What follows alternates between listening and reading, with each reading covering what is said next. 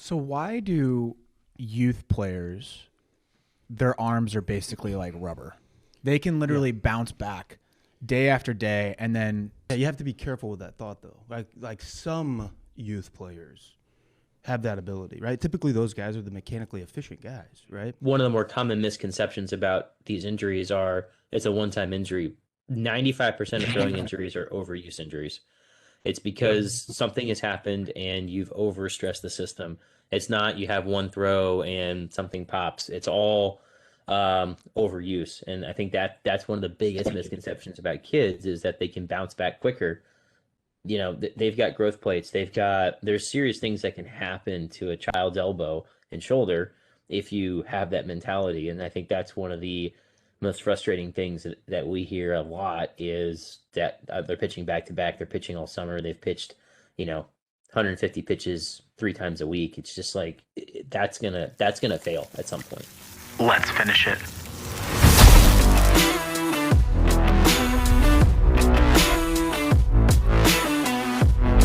what is up, everybody? Welcome back to another edition of The Closing Pitch. My name is Spiker Helms, and this is a show about people, culture, and how to create a winning lifestyle. We have two guests in the room today, and one of those guests has been mentioned on this podcast a bunch of times, and I'm proud to have him here because he's a busy, busy man. And then we also have another busy man. So getting these two people, these two individuals in a room together to be able to talk what we're going to talk about is, I don't know how we did it, but we got it done.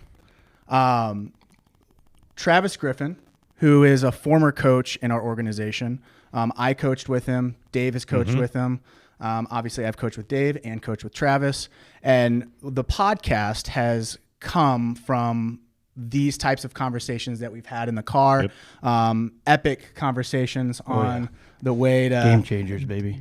in the Midwest. There's no traveling. conversation with Travis that isn't epic. I don't know if that's good or bad, by the way. The other individual that we have is Dr. Alexander Aleem, and he has a very impressive background.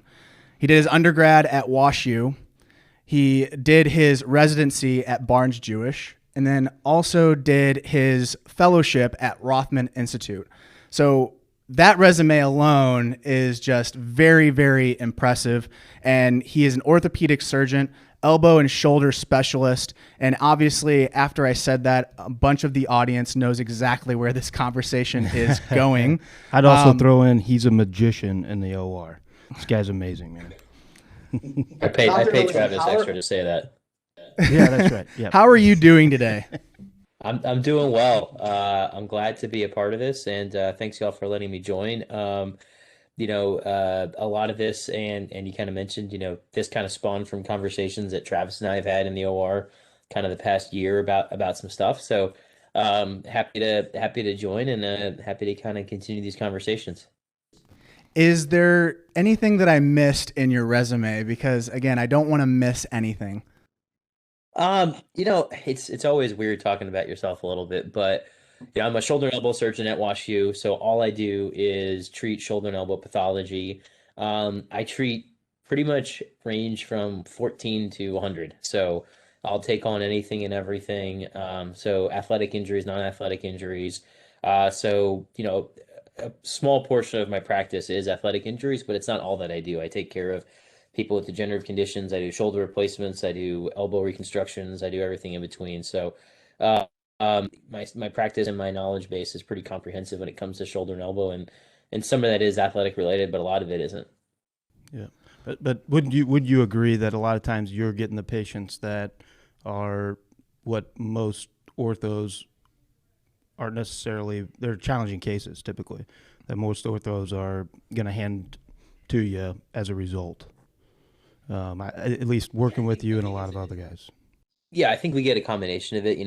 I can certainly treat sort of what people would consider, quote unquote bread and butter stuff in the shoulder and elbow, but being a shoulder and elbow specialist and being at a place like WashU, which is a, pretty highly specialized center, we get those referrals of challenging cases, second, third, fourth go around surgeries, kind of, I'm the sixth or seventh person that they've seen sometimes for a problem. So those are the challenge. Those are the fun ones too, because it becomes, not very straightforward what to do. And then, obviously, even things that, seem kind of, relatively straightforward.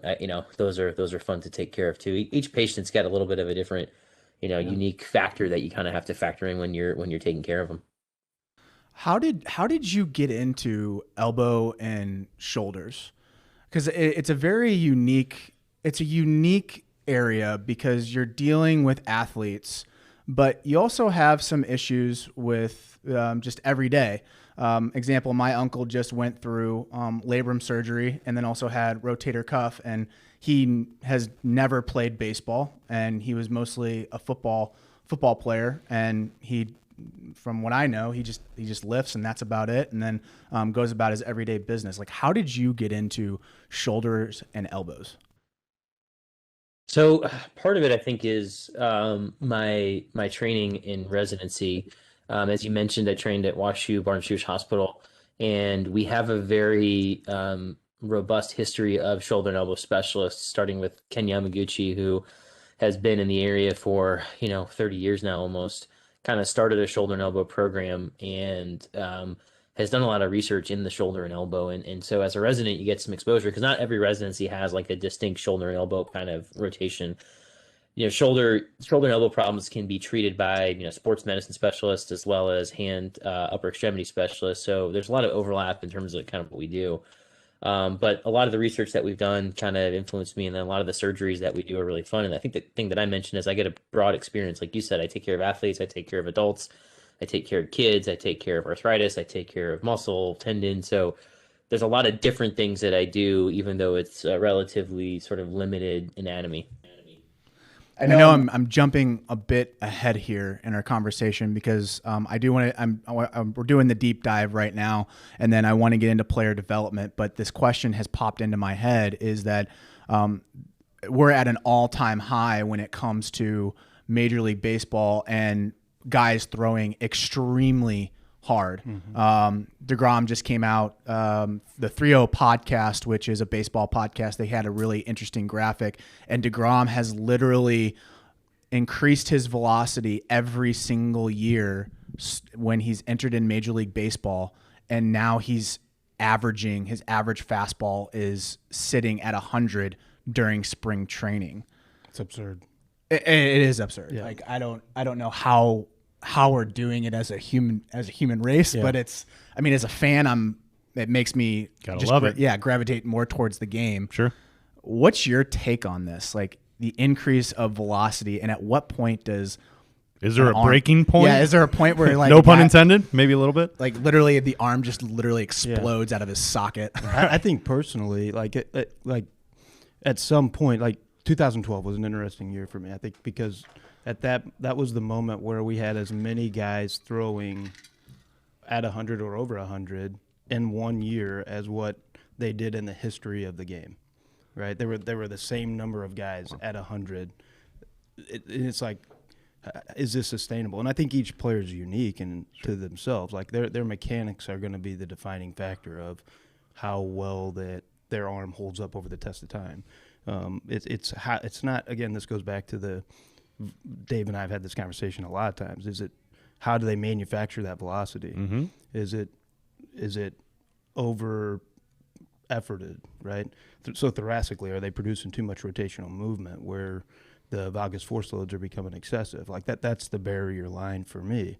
And that's where we as pitching coaches, we have to be able to recognize those types of things. We have to, and if you can't, you have to put a safety net around that player that's going to protect them in those environments, because velocity is relevant. Yes. I mean, 100's only 100 the first time that you see it. And then from there on, you as a player, as a hitter, they're going to learn to try to adapt and do whatever's necessary to get the barrel to the ball on time, right? Yeah. It's as that line creeps up, the normalcy of that line also creeps up with it. Mm-hmm. What's your take on it? Yeah, I think I agree with Travis. I think, full disclosure, I grew up a 90s Braves fan, so I watched guys like Lavin and Maddox he didn't have to throw above 92 to be able to have dominance in the major leagues because of control, placement, and the ability to sort of change speeds. So the radar gun is something that everyone gets obsessed with because you have to hit a certain number in order to sort of progress to the next level. But if you look at the force, the valgus force across the elbow, like Travis mentioned, if you're throwing a 95-mile-an-hour fastball one time, the force across that's enough to rip everything in the elbow. And so Are you talking about the inside part of the elbow? Yeah. So the MCL, Tommy John ligament, if you get biomechanical studies, the force that goes across the elbow when you throw, that ligament should tear every single time you throw a fastball in that range. And it's because of everything else that's compensating. It's because the muscles around the elbow, your core, your trunk, your shoulder. That's why it doesn't happen. But what happens then is because everyone wants to get to that triple digit on the radar gun, they're going to start trying to over torque. They're going to start trying to put a little more effort into it. And if you don't get your mechanics right, then it becomes a problem. The effortless 100 is different than the guy that's gassed up, completely torqued, face is red. You can hear him screaming and he gets to 101. And then you see guys like Chapman who it's like 103 without even trying. I mean, those are totally different, mechanics and honestly some, God-given ability too, probably. What's usually the first thing that goes? Is it the shoulder or the elbow? It totally depends. We see both, and it becomes the shoulder is probably more common, I would say. And the biggest issue with the shoulder that happens is, to get torque to be able to overhead throw, you have to have what's called external rotation, which basically means when you bring your shoulder kind of 90 degrees from your body, you have to be able to take your hand behind your head to get the amount of torque to sort of go forward. And so throwers get really, really good at that motion. But then when they're throwing and they have a huge amount of velocity across their shoulder, the back of their shoulder kind of needs to stop because otherwise your shoulder is going to fall out. And so then that gets tight. And then basically they overcompensate by not having enough clearance in their other body parts. And so they get really tight in the back of their shoulder, really loose in the shoulder. For most injuries that we see, and the most common thing that we see probably in throwers, especially teenagers, or even in pro athletes, is shoulder pain at the end of the throwing motion. So they let go, and as soon as they let go of the ball, it hurts. And that's a simple thing to rehab because all you got to do is tell them how to stretch and how to rehab properly, and that usually gets going pretty well. But common in pretty much everyone that overrows. I would even argue that in the everyday overhead thrower, the issues aren't the acceleration side of the throwing motion. The issues are the deceleration side of the throwing motion, right? It's not like I always used to use a analogy. It's not that you're in a Ferrari going 180 miles an hour. It's that you're in a Ferrari going 180 miles an hour and you hit a brick wall. Right? Like if you use the brakes and slow down normally, you're going to be fine. But if you hit a brick wall going 180 miles an hour, you're in trouble. Probably not going to be a good day, So it's and again, there's a lot of other factors that lead into that, like how you get to that speed. But you got to have good braking mechanisms in the deceleration side of it in order to try to preventatively keep these types of injuries down. And again, where the velocity side of it, why I always argued against it is because if a thrower thinks that they're supposed to throw 93 miles an hour, for instance, and they have dysfunction in their lat or dysfunction in their glute, they're going to look at the radar gun and go, man, I'm only hitting 89 today. This is bad, right? And so as a result, their expectation is to be at 93. So now what do they begin to do? They begin to become over-rotational, and we see all the other things become a factor. And as a result, you start to see them become injury-prone. So why do youth players, their arms are basically like rubber? They can literally bounce back day after day, and then as much as I hate it, they can pitch back-to-back days, and a coach that is not necessarily well versed in this space will do it. They'll throw right out the next day. Let's go another 90 pitches. Yeah, you have to be careful with that thought though. Like some youth players have that ability, right? Typically those guys are the mechanically efficient guys, right? Mechanically deficient guys are not in that same category. So we have to be careful labeling that kids are able to recover quicker. Yes, that's generally true, but not in all kids is that a true statement, right? And so that's where these blanket approaches, this whole like, well, kids can recover fast. We need to be careful with how we're phrasing that out of respect for the kid that's not one of those guys also, right? Because he's then going to be pushed to, okay, listen, we got the championship game tomorrow, Johnny. We're only going to throw you 3 innings today, and then we're going to put you in. We're going to finish you out in the championship game tomorrow so we can win our T-shirt. So you got to be ready to go tomorrow, okay? Because now we're pushing that player into an environment that now becomes dangerous, right? One of the more common misconceptions about these injuries are it's a one-time injury. 95% of throwing injuries are overuse injuries. It's because something has happened and you've overstressed the system. It's not you have one throw and something pops. It's all overuse. And I think that's one of the biggest misconceptions about kids is that they can bounce back quicker. They've got growth plates. There's serious things that can happen to a child's elbow and shoulder if you have that mentality. And I think that's one of the most frustrating things that we hear a lot is that they're pitching back to back. They're pitching all summer. They've pitched, 150 pitches 3 times a week. It's just like that's gonna fail at some point. That overuse word is very interesting because it can be thought of in different ways, right? When you say overuse, do you mean like they literally can't throw every day, or is it high intensity throws?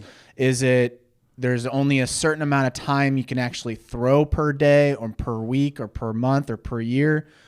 Explain the overuse terminology, because so many guys or so many girls take that completely different and they make it their own definition. Right. The overuse thing is it's hard because we don't have a great definition of it, but I think the thing you have to do as a coach or as a parent with these kids is to not buy into my kid's the star pitcher, they need to pitch every day, especially at a young age. And I remember hearing a lot of when I was in training, and I hear it now, if you're the quote unquote star pitcher when you're 14, you're probably not going to be the star pitcher when you're 18.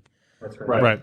So we've seen plenty of people in the majors that didn't start pitching until they were in college, because they didn't have to throw every day because they weren't put into that sort of kind of pressure cooker to sort of pitch. So I think that's where it becomes, throwing is one thing. If you pitch one day and you play the outfield the next day, that's probably okay.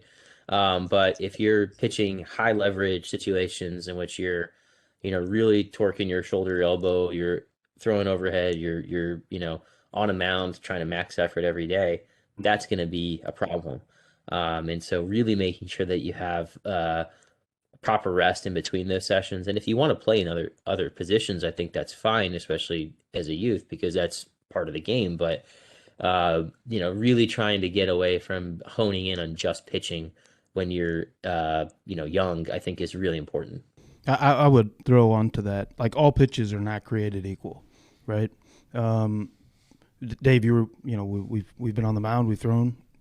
You're throwing in a tight situation in a pressure game, or you're throwing in front of college recruiters or whatever. Those situations do not impact you the same as top of the first, on a Friday game where there's no pressure, right? I mean, that's you have to be aware of the situations that you're placing. If you're a coach, you have to be aware of the situations that you're putting players into and understand that those aren't all equal, right? And so because those things I think also factor into going back to Dr. Aleem's statement of being the best pitcher at 14, that impacts that kid's longevity, right? If I'm always putting this kid in that situation constantly, it impacts his ability down the road as a result of those pitches not having a one-to-one relationship. But what do you say about the Japanese players? Because they're known for throwing, like they'll throw a game and then the next thing you know, they're going down to the bullpen because they messed up on a pitch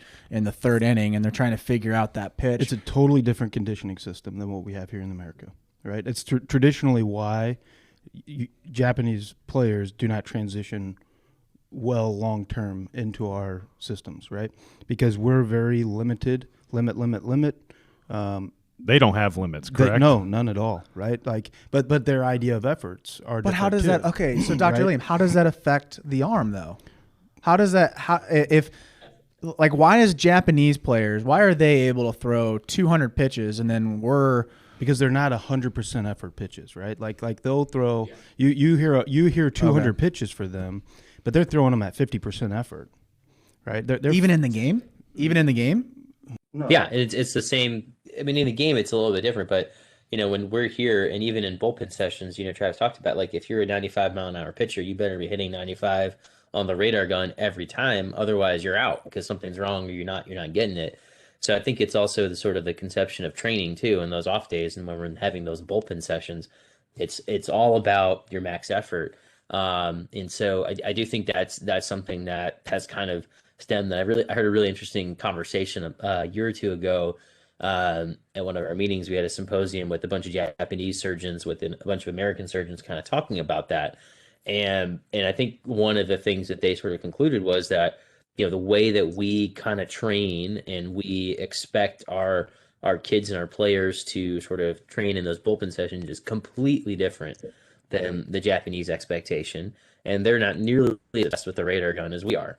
And so, they have, they may have a Shohei Ohtani who can, throw 97, but they got a lot of pitchers in there who aren't doing that, who are still successful in the way that their game is made up. But here, I mean, the game now is power pitch, power hit. So it's a totally different game we're living with right now. I love what some people know, but it's not really popular knowledge. But Darvish, like, he would long toss left-handed the day after he threw in order to try to keep muscular balance in his body, right? No kidding. Yeah, right. So but that just tells you, like, we would never do that here.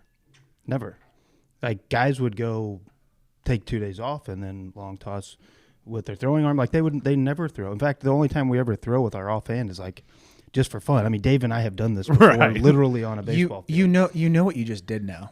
People are listening to this. I'm not saying. They're going to say, all right, Timmy, we're going to do left-handed long toss today. Buyer beware agreement. I am not advocating for that at all, right? But that's just, I mean, that just tells you how much different the approach is, right? Like, their idea behind, I feel like they instinctively have a much better feel for awareness of their body and maintaining than what we do here historically. I'm not saying that we should adapt their system 100%, but just in regards to understanding that the result is produced by how you feel it, right? That idea, they're much more in tune with trying to create the feel rather than create the result. We're obsessed with the result, right? Well, think about majority of the baseball community right now. It's running guns, weighted balls. Let's just scream out our velocity. I mean, velocity is directly associated with how good you are. And that's what I mean, right? But again, the results are there. There is a percentage of players that have made it because of that result. There's a percentage of players that have made it as not because of that result. I mean, that's the arguments. That's the thing that I loved about baseball and I hated about it is that I could advocate for whatever I wanted to, really, theoretically, right? But because the moment that you stand for something, you can find someone that will prove you right, and but you can also find someone that will prove you wrong too. And so, but that's where my biggest frustration there, as I was getting out of the coaching side, was that we didn't have the data sets to back the true what are we doing here, right?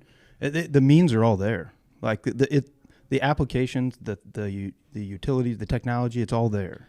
Well, that's what scares me about it, is because social media is very addicting, right? And when you see, we had Drew here Drew Strom, who was on the podcast. He's interning with us, and he's dealing with his surgery right now. I think it's a labrum tear. Yep. By the way, phenomenal kid. Yep. And the thing that scares me about it is that these big old guys are increasing their velocity. It's minor league guys that are trying to make the last push, right? And this goes into the question that I want to ask Dr. Aleem, which is, what's the common issues that causes someone to destroy their arm? Because we can't roll this weighted ball and intense throwing all the way down to youth baseball, can we? Or is there something that we have to address beforehand? Oh my gosh. I can see Travis. That literally was like Pandora's box just got open. That quiet moment we just had. Yeah, I mean, it's such a loaded question because it is so much of how you get to that point. I think not only the frequency of pitching, the effort of pitching. You guys are probably going to hate me for saying this, but the year-round pitching part of it as well. Year-round baseball is and there's been plenty of sort of studies that have shown that diversity in sport is really important for kids as they develop, because then you're not stressing the same muscles every single day. And so playing 2 or 3 sports is really important. Being seasonal is really important.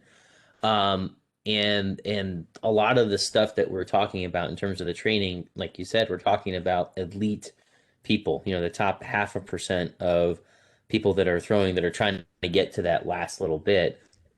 And then we try to apply it to every single kid that comes in and wants to pitch. And so that becomes really hard, because I think one of the most dangerous things, and even when you talk about injuries in the shoulder and elbow, we get a lot of information from Major League Pitching, and we get a lot of information from ESPN, and we hear oh, they got a shoulder surgery, they'll be back in 8 months, and it takes a year, or it's a Tommy John, it'll be a year. But the problem is that if you have that injury when you're in college, or you have that injury when you're in high school, your chances of being able to then get to your same level, let alone the next level, is really, really low. So it is, I think, one of those things where you have to think about how you train your amateur players much, much differently than how you train your professional players.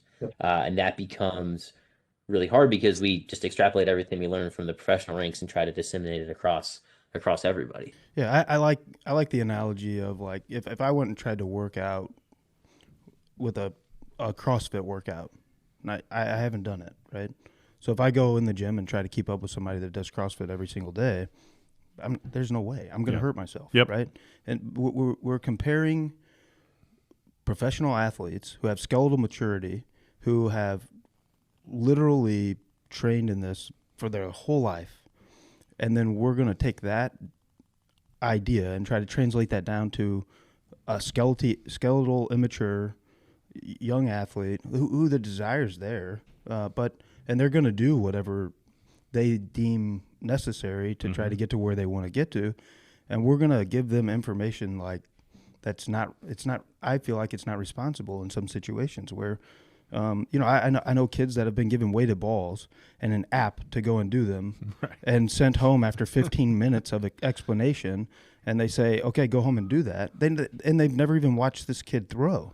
And a week later, they're in the doctor's office, and they're scheduling a UCL reconstruction as a result of it. What are we doing? But at what point can I start doing weighted balls? At what point can I run as fast as I can and throw it into a net and see that number jump? You cannot do weighted balls until you are mechanically efficient, to where your body can handle, and I would even argue skeletally mature, to where your body can handle the excessive loads that you're going to place on your arm and your shoulder. So do we need like an expert to figure this out? Like, okay, yeah, you are ready. We can. You need to be smart enough to look at someone move mechanically and understand that they're qualified and ready to be able to do that, to handle that type of a system. In your second statement there, where you said skeletally, skeletally, gosh, mature, right? So what age is that? Dr. Right? Liam, do you want to correct him on that pronunciation? He's correcting me. Don't you worry. Skeletally. Okay. And I think it's the crazy thing is, so a lot of guys don't get skeletally mature until they're 18, 19, 20. Yeah. He says that's so easy, right? I mean, we all know, let's start by David Robinson, right? He grew a foot when he was at the Naval Academy. Like, it's it's different, but most average, teenagers, most guys are probably skeleton mature between 16, 18 in their elbow and their shoulder. There's a couple of growth plates that wait till your mid 20s, and then most girls are probably 14 to 16 when they become skeletally mature. So it's that part, and then it's developing the mechanics in skeletal maturity, and then I think you can maybe talk about some of these other sort of extreme training things. But I completely agree. It's just like you give a 12-year-old a weighted ball, you're just gonna ask for it, and there's just good that's gonna come of it. At what point can someone start weightlifting? That's a great question, and this is something that I get really frustrated with as well. As we got 10-year-olds in the gym lifting weights. I think really it is kind of when you're in middle school, and you have to be smart about it. And it's probably you really don't start true kind of weightlifting until you're in high school. So like And athletic movements, like hard movements. So like a CrossFit type of workout, you would wait until when? I'd wait until late high school for that kind of stuff. I mean, 'Cause that's 14, pretty 15 that's is pretty hard probably on the the body. earliest. Yeah. Circuit training, yeah. And I would say like the blanket workout, right? Like not all workouts are created equal, like Oh, it's an art. It's yeah. definitely an art. Like just jumping into a weight room is not recommended in my opinion. And that's why I love like Fitz. Yeah. I love what his approach to it is, right? Like the hardest thing for an athlete to transition is coordination, right? Like as their body starts to change and they grow and they start to mature, they start to lose coordination as a skill set with that, right? Mm-hmm. So maintaining the ability to stay connected to their body is critical in their ability to go out and be athletic, right? So Fitz does a great job of that, of making sure that they're doing a lot of neurological connectivity work when they're young. So I would say like if you're wanting to try to help develop an athlete, start there, right? Do more body weight conditioning, Mm-hmm. like stuff that's going to allow them to develop neurological connectivity to their body versus muscle mass. The muscle mass is going to come, right, as they mature, and if the work ethic's there, they're going to figure out the nutrition and all the other stuff that goes along with it. The last thing I want is for someone to listen to this and then they're too timid to jump into a weight room, or they're too timid to experiment, right? So what would you recommend for someone that is a little bit like, oh, I don't want to mess up my body. Like I really don't want to get cut up or anything like that. Like what's your recommendation for a parent on a kid who has huge goals in mind and he's like, I got to start now. Yeah. I'm 13 years old. There's D1s that are already committing 14-year-olds. Like what do I need to do? Like, do I need to get in the weight room? Oh, I know you're laughing right now, but it's true. There's 14-year-olds that are completely committed right now. Yeah, I think it's getting hooked up with kind of people like y'all that have that ability to truly coach somebody and understand what the pros and cons are of a certain program, how to try to progress them, and then also how to counsel parents, and how to really kind of deal. And I'm sure that's a whole nother topic, is how to deal with parents of athletes, because that's probably one of the hardest things. But it's how to sort of say this is not a do everything now to get to it. This is truly a marathon. We got to plan this out. And if this is a goal, okay, great. Let's figure out how to get there. But having someone that can understand, how to assess your mechanics, how to get you on proper nutrition, how to teach you how to train your core properly, and not just go to the gym and bench press for 30 minutes and then think that's going to be all you need to do, which is, I mean, we've all been there. We've all done that. I did that when I was 18. I bench pressed and I did bicep curls 3 days a week, and it was like, all right, cool. Like I'm good. I know how to train my body, and then you don't understand anything about posterior chain or core, glutes, anything like that. So it's really getting hooked up with a knowledgeable coaching group that can make sure that doesn't overstress you and doesn't kind of put you in, like Travis said at the beginning, put you in the semifinals and the finals, the championship games, so you can get the t-shirt. It's how to understand what that long-term goal is, because that's what it really is if you want to play college, that's a long-term goal. All these summer tournaments and stuff, that's great. The showcases are great, but you can have an off showcase. You can miss a few months if you need to rest. Like that's, being able to get someone through some of those kind of conversations is really important. Yeah, I love the never feel desperate, right? Don't ever get yourself into a position in your career where you feel like you're desperate for an opportunity, you're desperate for a chance, you're desperate for ability. Like, do the work on the front end so that you don't have to feel desperate on the back end, right? Like, but do it in a way that you understand the long-term plan, right? It's difficult because when you see an 8th grader get committed, oh, he's going to University of Tennessee or University of Oklahoma, as much as I hate to see it, I also think that player is way more advanced. And majority of the cases, we have to think about it. Okay, you get into high school, you're a freshman. You have 4 years, right? And then you've got a decision. Well, if your goal is the University of Tennessee, and just assume that you are on the average, that's a good way of thinking about it. So you have technically 6 years because you can go to junior college, which is majority of where players are going to go. I know a guy that did that. Yeah. I'm looking at him. Yes. But it's so hard because you want to have that dinner party conversation. Sure. And be like, oh, I go to Stanford. Well, who doesn't? I mean, like, we've had this conversation. Look, my playing career is non-existent, And you worked with major leaguers, which is right. impressive. So it's that's so hard. That's such a double-edged sword from a conversation standpoint. I mean, like, you're not. That's where, for me, you are you, right? Go do you to the best of your ability. Don't try to be somebody that you're not. Like that's a bad idea in the very beginning, right? Like everyone in this room and on this right now knows I'm a strong faith guy, right? And you weren't made to be someone else. You were made to be you. God made you the way that he needed you to be made, and he gave you talents to go out and do something unique that only that you can do. So the idea that you're going to try to compare yourself and your abilities to a guy in 8th grade who's 6'5" and built like a Greek god and signs to Tennessee, that's a bad idea. Don't do that, right? What are your strengths? What are your weaknesses? And where do you need to improve? And head in that direction. Know you need to know you better than anyone else. Which gives me a pretty decent segue on this, which is what muscle group is actually the thing that matters the most when it comes to training a pitcher to be prepared to throw hard when their skeleton is mature? All of them. All of them. Totally. All of them. The only thing you don't need is hair. Cut your hair. You don't need it.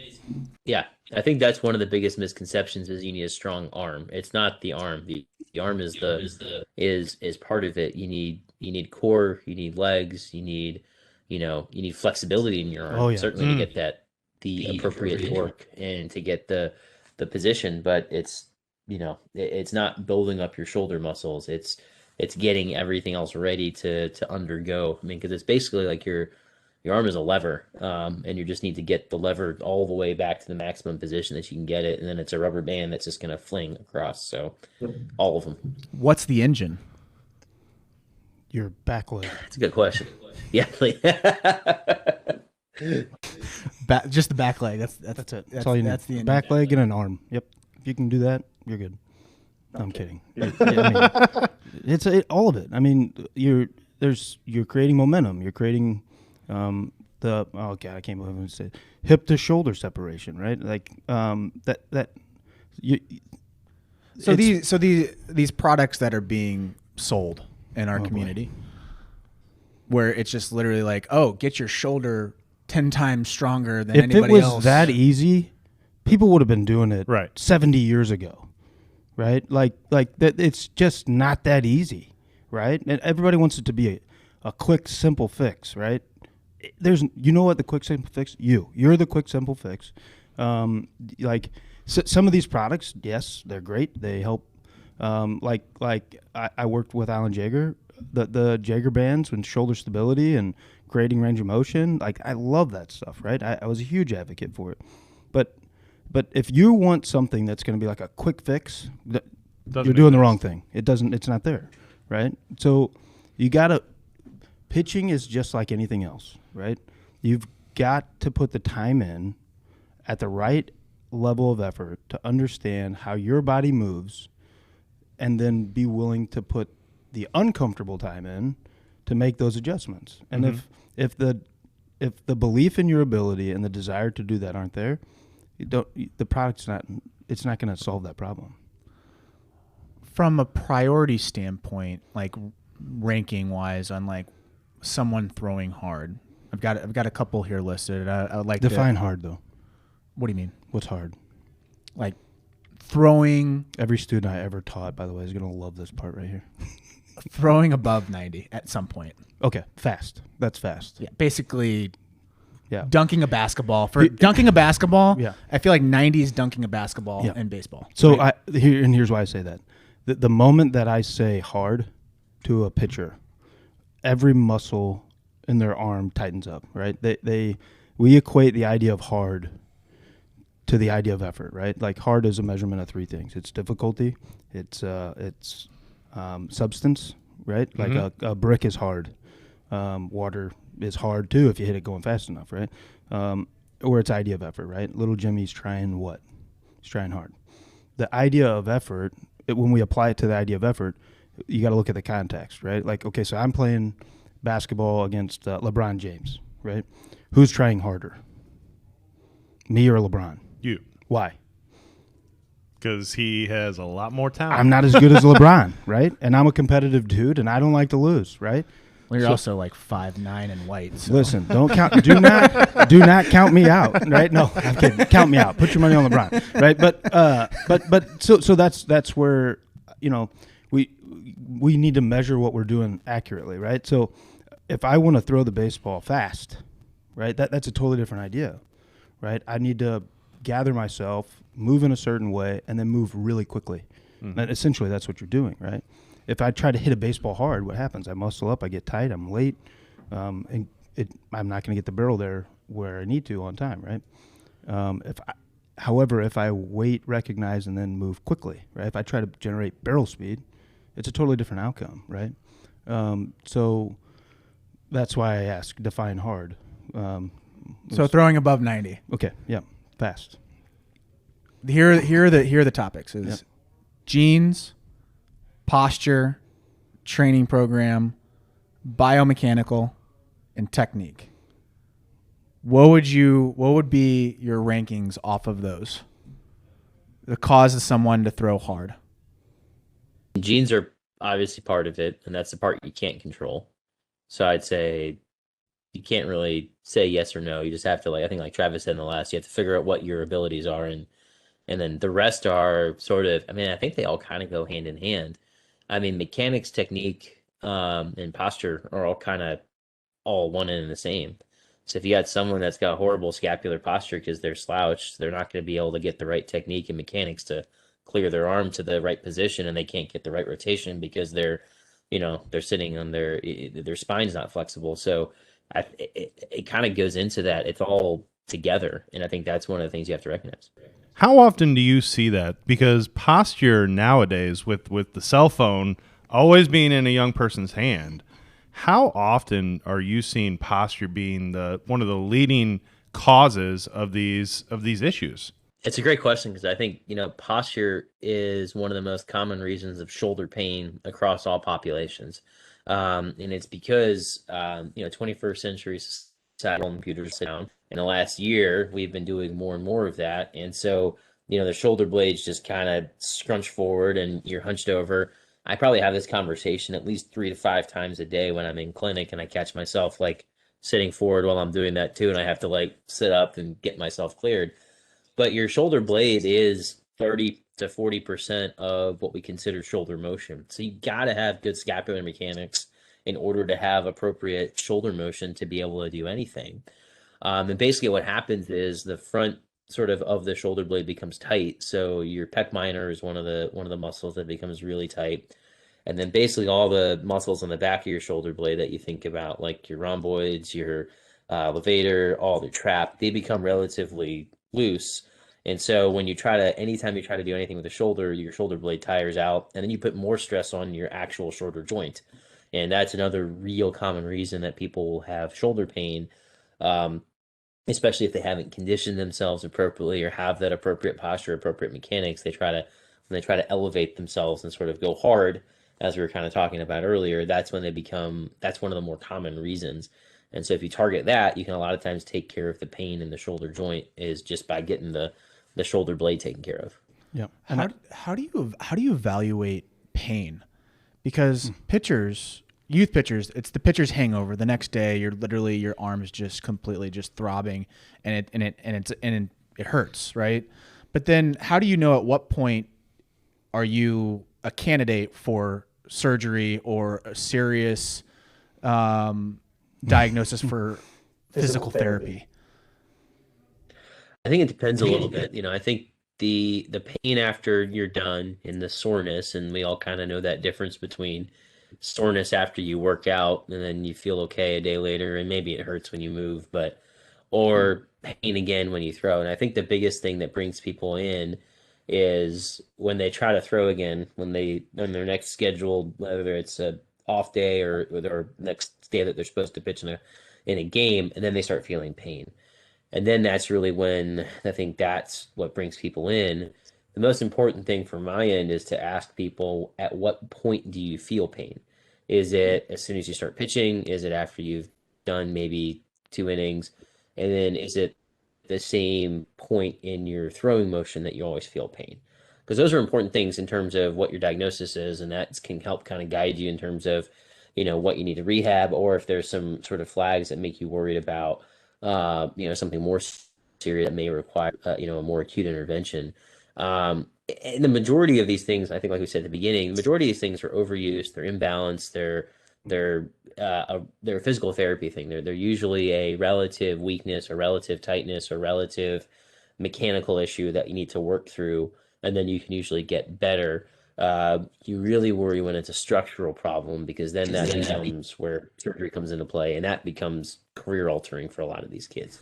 I would throw out there too, where the soreness and pain is can be a big factor into whether or not you need to, continue on or shut it down. So muscle soreness, though, after I weightlift is totally different than arm soreness. Should be. Because I can flush out that pain. I could probably lift back-to-back days on legs, and it doesn't feel the way. I wouldn't recommend it, but you probably could. I couldn't walk. But it's relevant. But what I'm saying though is that why is the arm different than any other muscle group? Because it's super complex. I mean, look, the shoulder's the most complex.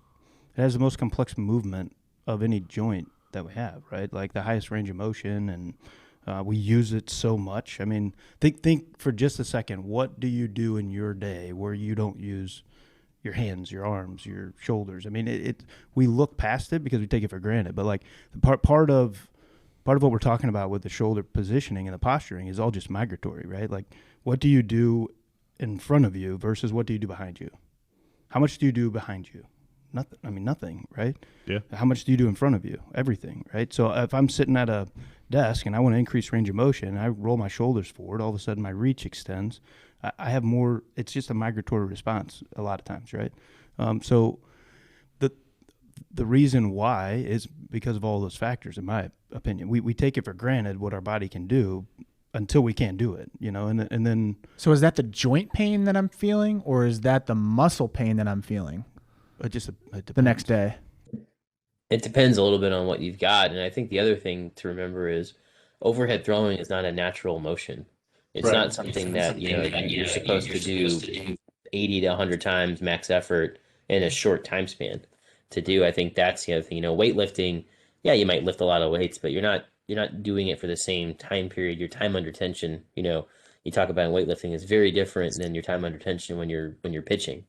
And I would even correlate this with softball, because people think that underhand throwing is normal. It's not.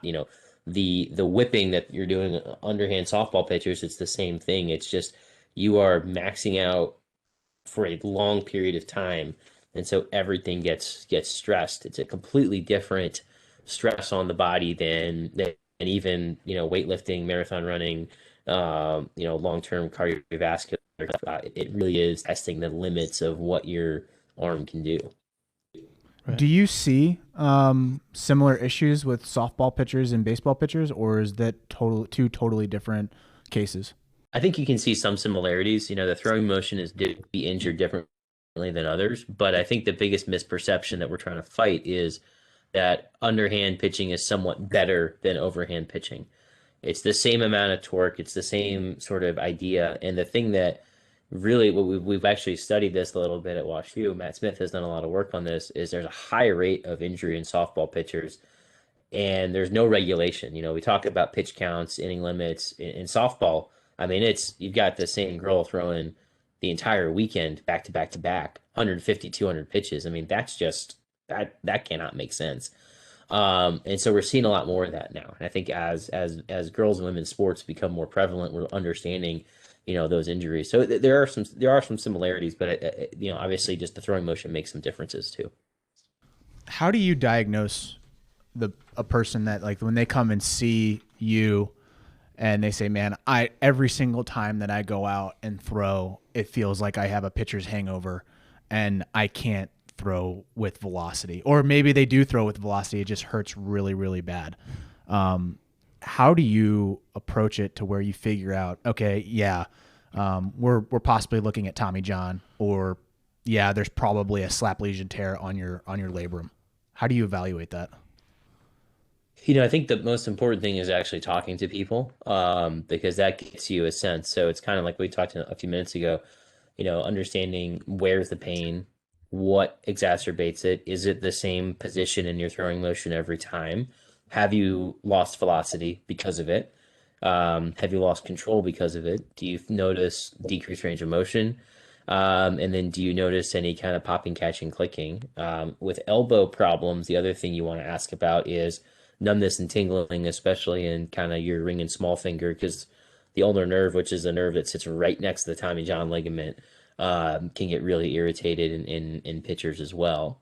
So the most important thing is asking, what and how, and then you want to examine it. And there's different things that we look for based on those questions that we kind of hone in on. And then it's a matter of, if you think you need to get any further studies like an MRI or anything like that. And I think the other sort of misnomer that I really have to fight against is MRIs are not crystal balls. They don't tell you everything. And an MRI of the shoulder is not going to tell you one way or the other what you need to do. And so trying to tell people that, no, you don't need to have an MRI of your shoulder because you've got a tight posterior shoulder. We just got to stretch it out. An MRI is not going to show us anything different. The MRI is really meant to confirm what you think is going on. And you have to have one or two ideas about what you think before you go into just jumping in and getting MRI. Because if you get an MRI and you read an MRI report, it'll be dangerous. Yeah. So that could be pretty expensive though, right? An MRI, putting that in. Yeah, between $3,000 and $5,000, depending on what you're getting. If you inject dye, how many you get. So I think that's the other thing. It's a big difference than a $200 X-ray. Yeah, I mean, your tool chest is basically your knowledge, seeing, testing, asking questions, and then at that point, you're either looking down the barrel of $200 or $5,000. Are there any red flags that like immediately say we need to get an MRI scheduled now? Nothing in throwing is like now, but I think that for the elbow especially, it's if you have pain on the inside of the elbow, pain every time you come into the late cocking phase, loss of velocity, and then usually there's a couple areas that you can kind of push on the elbow and a couple moves you can do.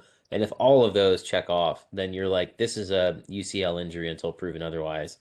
You got to shut it down. We got to get an MRI or something to make sure what's going on with it. If it's kind of, and on the elbow, you can push, if you push on 3 different areas, all within kind of a few centimeters of each other, you can actually break down like flexor pain, ulnar neuritis, and MCL injury pretty quickly.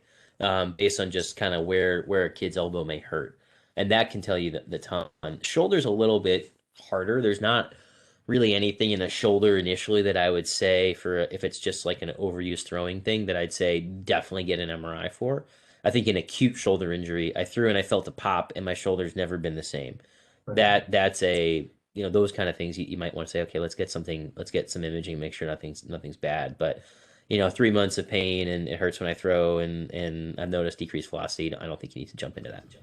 Disclaimer, just because Dr. Aleem just showed it, you can break that down very quickly, but we cannot. Like don't think that just because you're pushing around your elbow and you can feel pain that now makes you an expert. Might as well just do the surgery in the dugout. Yeah, right. right. No, he can break that down, but we cannot. Right? Like we don't need no MRI. Yeah, right, I got my right. tools in the truck. I just saw like 1,000 coaches like being like, "Come here, let me see your elbow." Oh no, you're good. Right? Like nope. Right. So what are the two paths? So let's just say hypothetically, like there is an issue. What are the paths to get that player back onto the field? Yeah, I think the most common is a shutdown, rest, rehab, and then get back. And I think one of the hardest conversations is how long does that shutdown really need to be? And this is like when the negotiation starts happening is, oh, I got a tournament in 2 weeks. And it's like, okay, well, you're telling me you haven't been able to throw for 6 months and you've lost 10 miles an hour on your fastball. I don't know how 2 weeks you're going to be able to get that back up.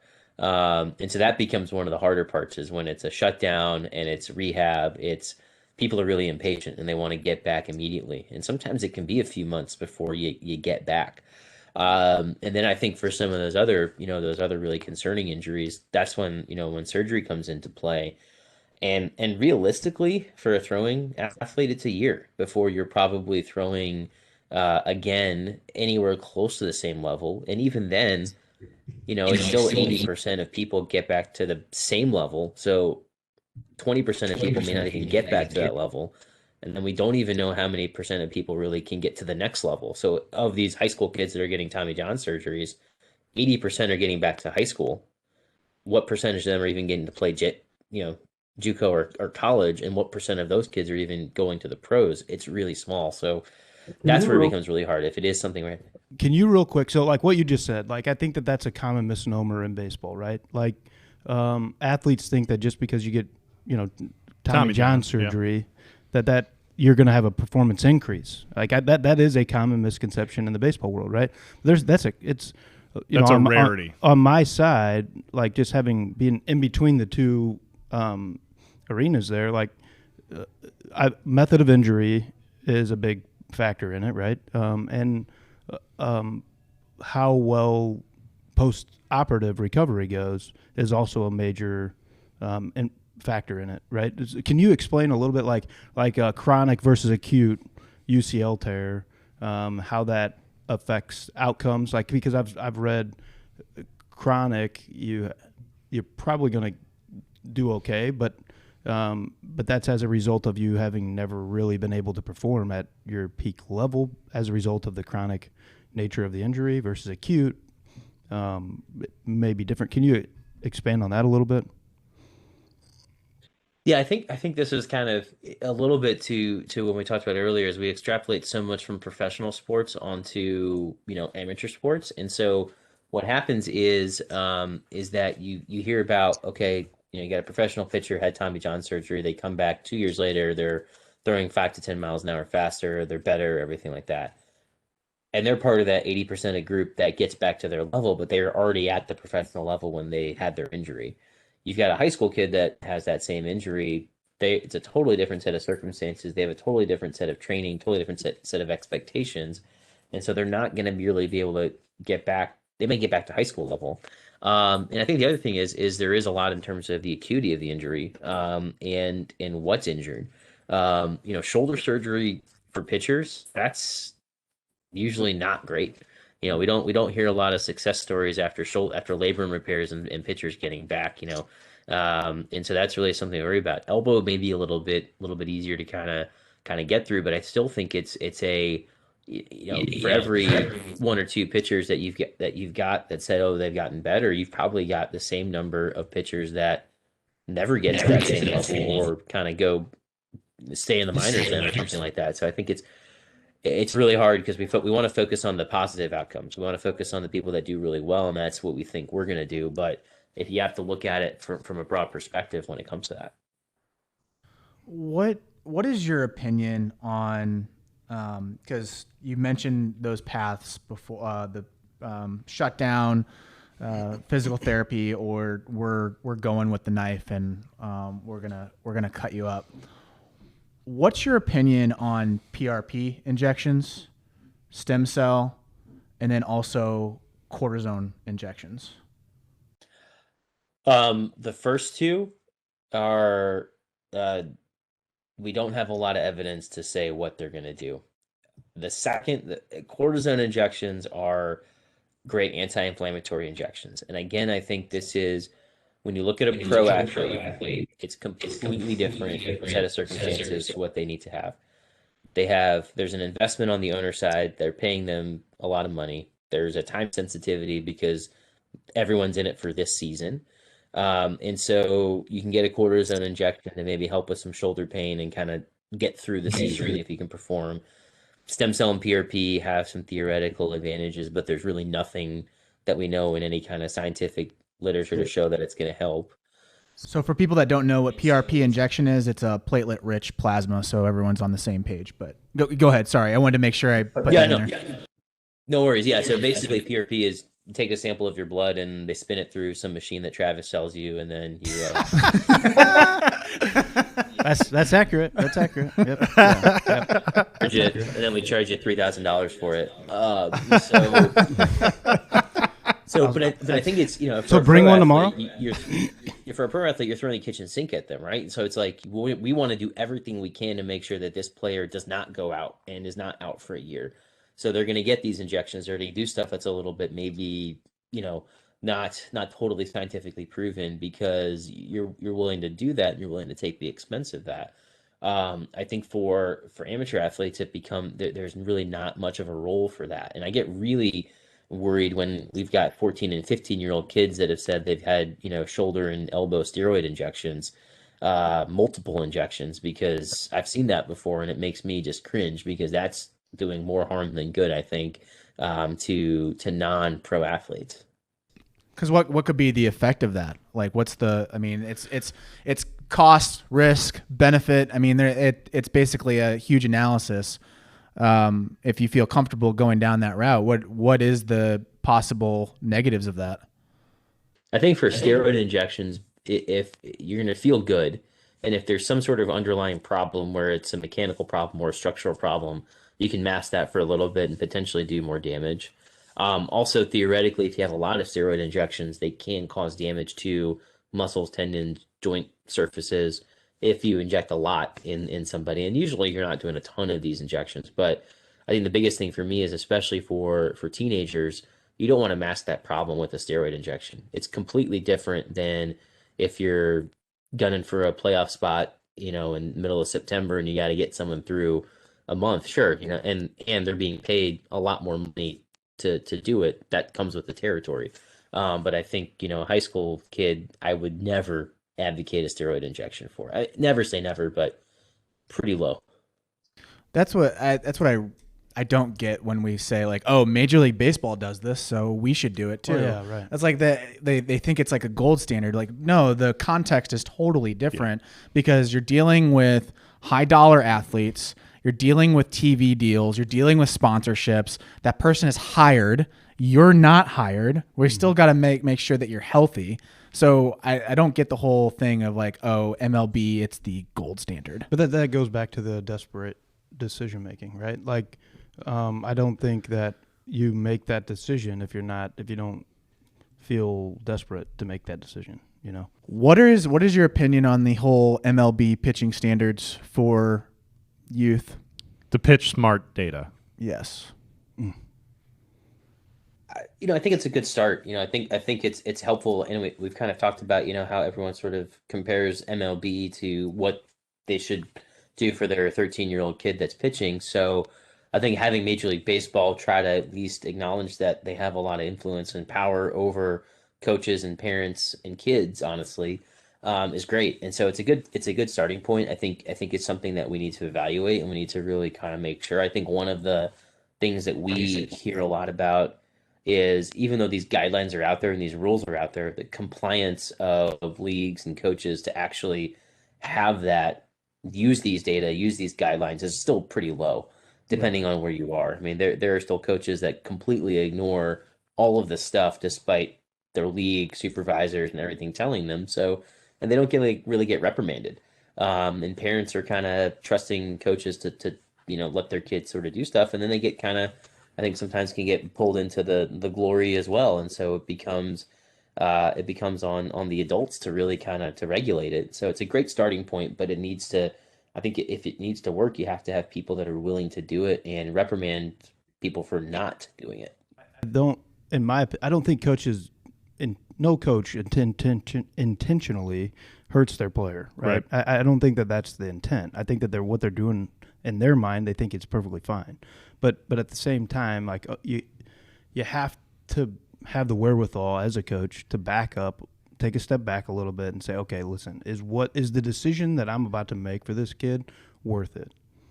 Is it worth a T-shirt to put this kid at risk? Is it worth a trophy? Is it worth a plaque? Right? Am I putting this kid's best interest at heart when I make this decision, or are we trying to get the result? Right? Are we trying to show that we won? Yeah.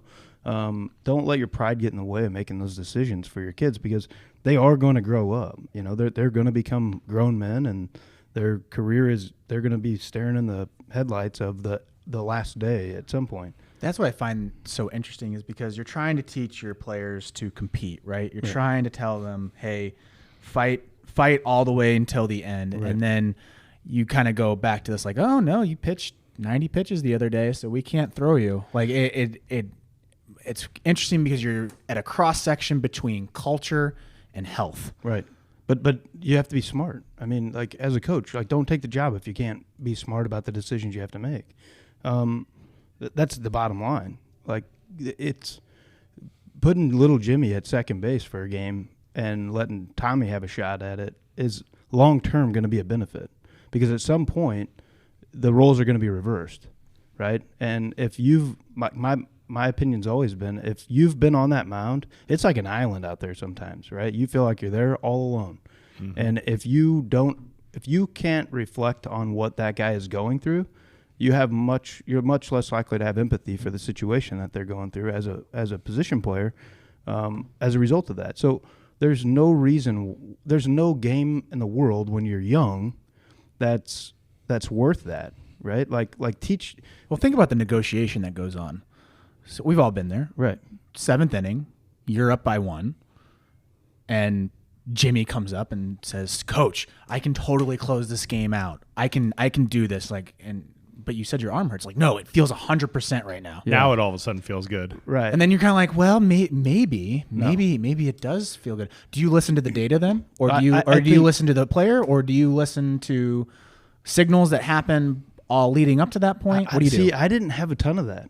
I really did. And I think it's probably because players knew that I wasn't it didn't matter, right? Like, great that you feel great. I'm not putting you in there, right? Because yesterday you threw 100 pitches. Sorry, man. Like, I love you. That's great. I love winning baseball games, but you're not. But coach, I bounce back to back. I'm a bouncer. I can bounce. You can every single day. As a player, you can tell me whatever you want. It doesn't matter. It really doesn't matter. Like at the end of the day, I know exactly what you're trying to do there, and it's not going to work. We're gonna. Hey, go. You know what? Great. Go stand in right field, and let's just pray a ball doesn't get hit that way, and you can drop kick it in. But you're not throwing, I mean, like you're not, because I know, right? That's the problem. I knew. And so I'm not ethically, I got to pass the mirror test in the morning and the pillow test at night. Like I got to know when I put my head on the pillow that I made decisions that were in your best interest all day long. And so I'm not going to do that. I want to start closing down this conversation. And one of the main questions that I've been waiting to ask you is the different programs that are out there right now, and I would like to get your initial thoughts. It could be one word, it could be 2 words, but I want to go through the list and really get your opinion on it, an expert opinion, instead of asking someone that's trying to sell something to me. So What are your current thoughts on throwing programs that are being marketed? Weighted balls. Too early to tell. And like we said, probably not good for younger pitchers. Long toss. Long toss, I think, is good, and I think it needs to be, it's an adjuvant to your throwing, and I think it's also diversity of how you throw. So you're not just throwing off the mound, torquing your leg, twisting your spine. It's just stretching out the arm, doing something a little bit different. So I think it's got a good role. High intent throwing. Not as sure about that one. I think, again, everyone's trying to leverage what you can do to maximize the amount of time that you have and max out that output. So I think it's helpful. I think you have to have diversity in your training program. Relaxed to high intent. So being relaxed through your motion, and then at the tail end of your throwing, we're going to throw as hard as we possibly can. Again, I think that can help in terms of understanding your mechanics, getting a feel of your body positioning, and understanding that, because if you're trying to load everything up immediately, you're going to tense up and you're going to maybe not pay attention to that. So it helps with what we call proprioception, which is basically your body's awareness of where it is in space, which is really important for throwers. Throwing for a designated time. So we're going to throw for 10 minutes. We're going to throw for 30 minutes. We're going to throw for 90 minutes. Yeah, I have a harder time with that, because it's you don't know what you're doing in that 10, 30, 90, what your rest in between is, what your intent is, what your intensity is, as you said. So I think if it's a goal-directed training program rather than a time-directed training program, it makes more sense to me. There's no limits. Just listen to your arm. Don't ever. You have to build in limits, especially for younger people, because they're going to push. And like you said, the balance of this becomes that culture of, hey, we were trying to teach you hard work, we're trying to teach you determination, grit, all these things that we love about sports. But the listen to your body, it's going to tell you, to someone who is trying to push through everything, is really hard, especially in younger people. They're a bit of a, I'm trying to think of the right word. I mean, it's a tough audience, and they're a bit sort of, they're kind of trapped a little bit, because they want to perform, they want to prove themselves. And so listening to your body, I think, is I never tell people to do that. I would say too, they don't know what to listen to. Right. Right. Like That's true. Like, very true. Like, okay, well, I'm listening, but my elbow's throbbing. I don't know. Is that the line? Yeah, you went too far. Yeah. Last question from this series is, if you would design a throwing program for an 8U to 18U, what would be your general thesis? Whatever Travis Griffin tells me. Well, he's gonna refer you out because he doesn't. No, that's funny. So I guess I defer this to Travis. Then is that where I'm going with it? I think this is to my point is I can understand the anatomy, I understand some of the structural problems, how to get there, how to train somebody, how to appropriately give someone the right direction. That's not my area of expertise. That's where y'all come in. That's where people who know the sport, know the game, know the mechanics, can evaluate somebody really well and break those things down is incredibly helpful. And so partnering with coaches and trainers that know that makes my job a lot easier, because then I can address this is your problem.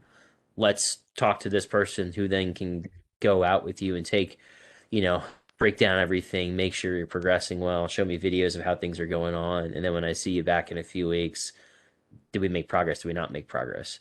I think we're ready for our closing pitches. So, Dr. Aleem and Travis. Yeah. Travis, you listen to the show. Where's our damn rating? You haven't rated us yet. Well, you haven't proven it yet. Maybe after this one. Maybe after this one. Yeah. You finally asked me to get on the show, so I'm going to rate it now. I'm going to put a 1 star on this one. No, I'm kidding. I'll go 5 just because Dr. Aleem's here. We have a closing pitch. It's your final statement. Dave, do you want to go first? Sure. I guess my takeaway from this podcast and this conversation is that every situation is different. The key to this is understanding how to take the time and really deep dive into every situation because they're all unique. They all have different circumstances. I'm different than you. I'm different than you. So take the time with your young athletes. Make sure you're asking the right questions. Make sure you're really like putting that care into that situation. And then that's, to me, always going to produce a better result in the long run. Travis? I mean, it's you've got to do you to the best of your ability, right? And understand where you're at in the sequence of your career, right? Am I at the early stages of my career? Am I at the late stages of my career? Because how you react to those situations are very different, right? And at the end of the day, it's you've got to surround yourself with people that are going to look out for your best interest. You know, I was lucky to have seen the full spectrum, and you're very vulnerable as an athlete because you're suspect. You're at the influence of the people who are providing you the care and the information and looking out for your career. So if you're the parent of the player, if you're the player, at the end of the day, what's in your best interest is you, right? Your child. As a coach, if what's in your best interest as a coach is each one of your players being able to go out there and play to the best of their ability. Right, I'm going to win more games with 9 guys that are healthy, comfortable, athletic, and their best than I will if I'm going out there with 9 guys that are being controlled and manipulated and forced. Right, so if you're you got to look at it from whatever stance that you're in. You got to look at the game and say, am I making the decisions that are best for the overall outlook of the game? Mm-hmm. This whole, if you're getting into baseball to try to prove you are someone, get out. Like we've got too many of those guys. We don't need any more, right? we need more guys that are going to look out for the best interest of the game, in order to ensure the safety and the sanctity of 150 plus years of history, right? That's extremely true. I mean, just look at Twitter. I mean, you can tell who the guys are that are just egoed out, and it's all about them. They're willing to say whatever to get attention. We've had this conversation 1,000 times. Yep. Mm-hmm. You know, I mean, Dr. Aleem, your closing pitch. I think adding on to what Dave and Travis said, from my perspective, it would be short-term shutdown, short-term getting out is not a bad thing. And thinking about the long-term goals that you have as an athlete. And that becomes really hard, I think, in the context of, intense recruitment that starts early, intense, year-round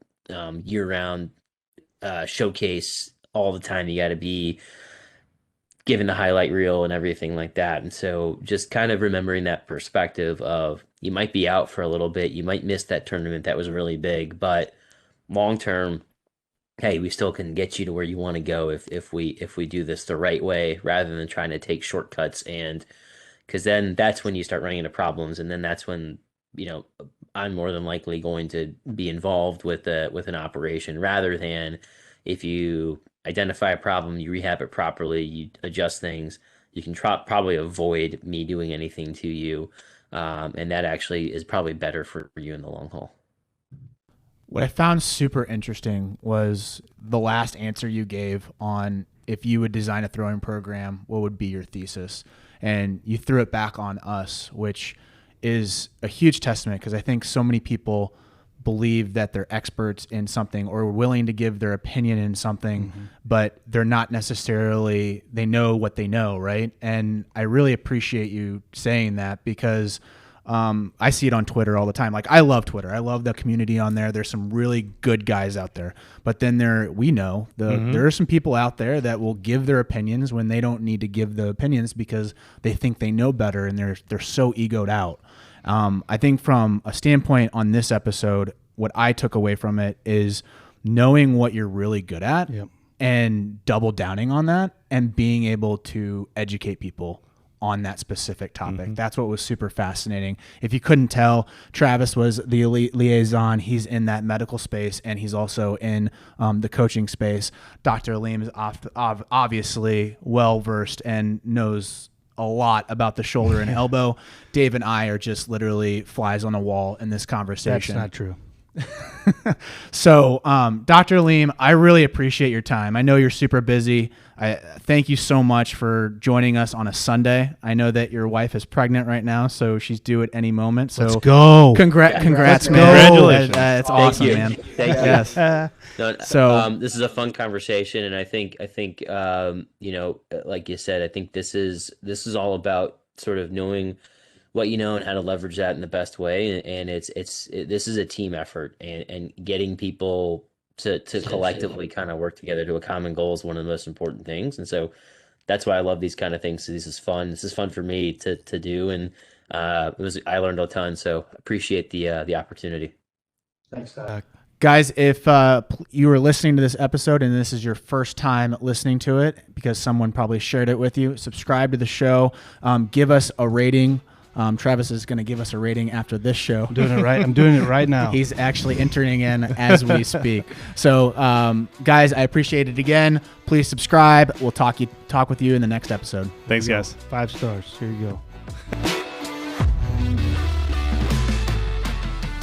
Thank you for watching or listening or both to The Closing Pitch. If you would like to get your closing pitch featured on the show, we use a podcasting app called Anchor, where you can submit your statement or question via audio. Or what you can do is comment in the comment section of this post. We also accept direct messages. Please give us the A-OK if you do send us a DM to use your statement or question on the show. Last thing, please give us a review on your platform of choice. 5-star preferably, and we value your opinion, and this allows us to reach more people. Thank you for listening, and we will catch you in the next episode.